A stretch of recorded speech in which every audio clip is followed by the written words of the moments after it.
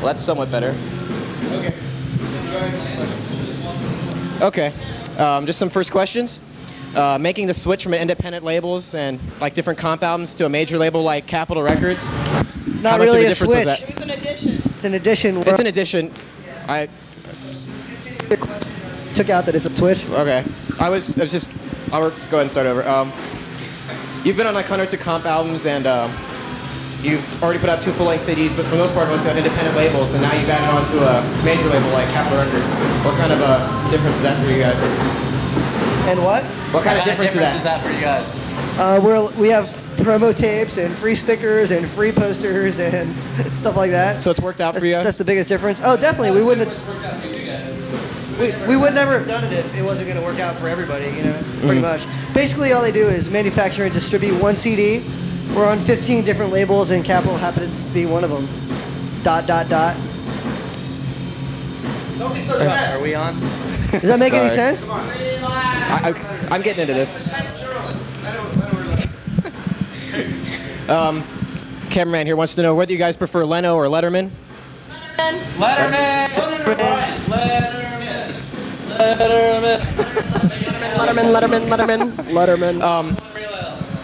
Lately, there's been like an explosion of ska on the radio. Really? If you want to consider it that, like No Doubt What or station? Goldfinger.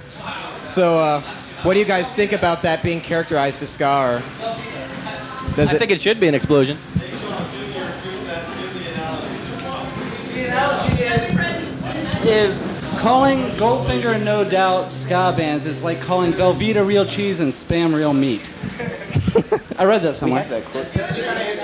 Yeah, that's the quote that's in the Spin magazine, I think. No, it's true. I'm just saying. Spin magazine.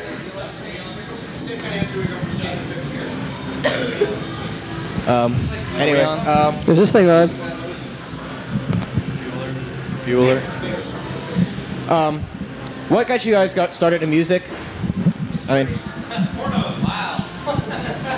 Started in music. not so much as bands, I don't but know, just man. anything. Not listening to music. That's a hard question. Listening to music and wanting to play that music. I don't remember ever starting in music. I grew up on a drum set. I got started through like Barry Manilow records and stuff. No, seriously, like Barry Manilow, Neil Diamond, when I was a kid. Then it progressed to like Rat, Testament, and the Brian Garladucci band, Chad Dilley band.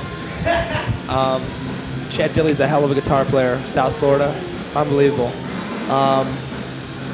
Listen to a lot of Chris Seymour. He's a guitar player I grew up on.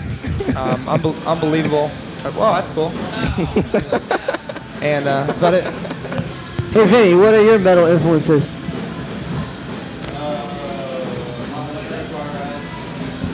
There you have it, Motley Crue and Quiet Riot.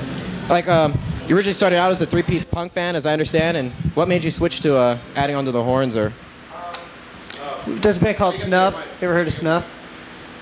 Yeah, they're an English band. They just started releasing stuff on Fat Records, and they like incorporated a trombone into their power pop, and it just like before Fat Records, obviously. And I don't know, that kind of was sort of like a major influence.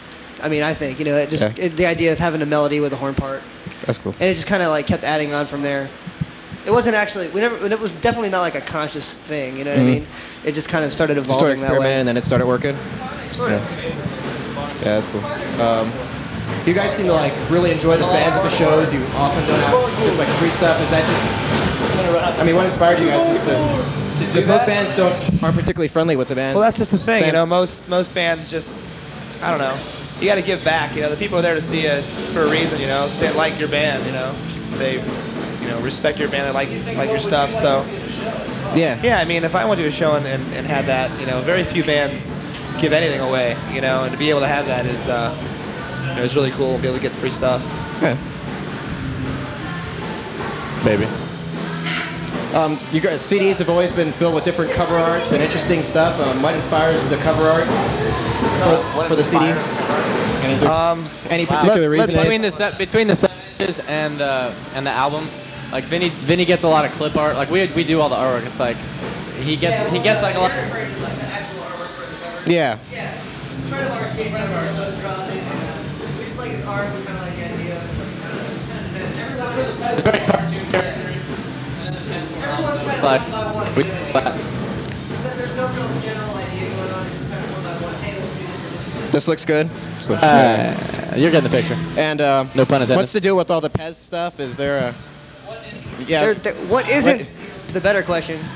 Vinny, what do you like more than what? Pez dispenser. It's that simple. Okay. The basic thing is this: Pez dispensers. It would be the ultimate thing if it dispensed nicotine. If it dispensed nicotine, it would be the ultimate thing on this planet, but it doesn't. So it comes in a close second, besides a cigarette. Thank you. And it's collectible. It's candy. It's collectible. It's just trippy. It's cool. Besides that, that's cool. Darren's cool though too. Thank you. Okay. That's pretty much it. Was there any? Yikes. We have all sorts of notes, but Favorite songs? Rainbow Connection. Let's hear it.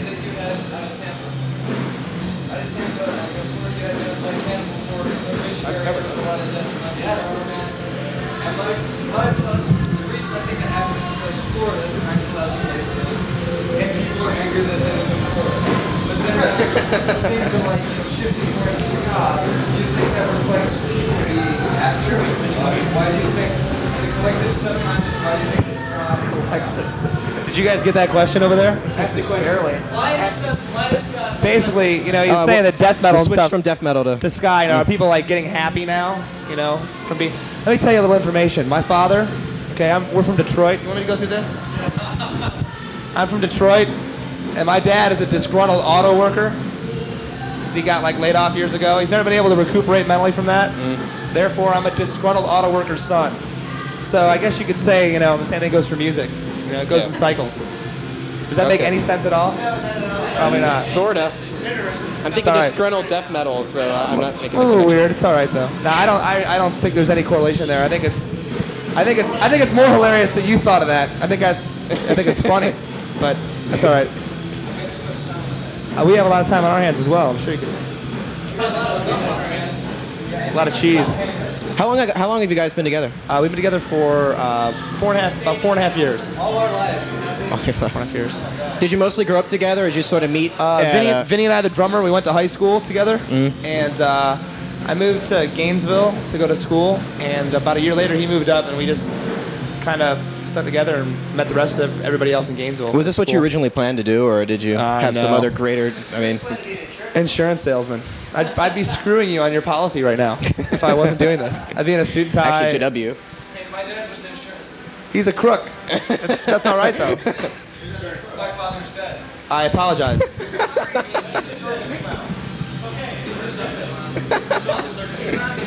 He's gonna snap. And Sean ran with the circus for a couple years. He was the bearded lady with the big dick. He was the ringleader. Master of that gang. He was the cock ring master.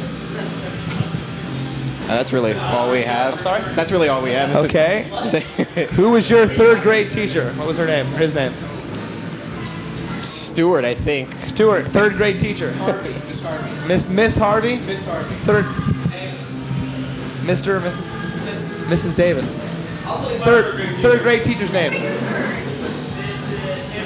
Mrs. Henderson over there. Let's hear it for Mrs. Henderson. Woo! Your third grade teacher. Miss Knapp. K-N-A-P-P. The silent K. Yeah, that's clever. Mine was Mrs. Ball. B-A-L-L. My third grade teacher was named Mrs. Smallwood. You're kidding. That's Smallwood. You're kidding. Smallwood. I don't remember. I had Mrs. Farrington. I'll tell you a story about my third grade teacher. My name is Mrs. Seth. I had a third grade teacher, Mr. Jago, right? And we used to call him that. But he used to wear red, white, and blue clogs. And you used to hear him. He would sit in class, and you hear him walk down the hall. And he comes in with the red, white, and blue clogs, and like, oh. Mr. Jago, third grade teacher. Pass him.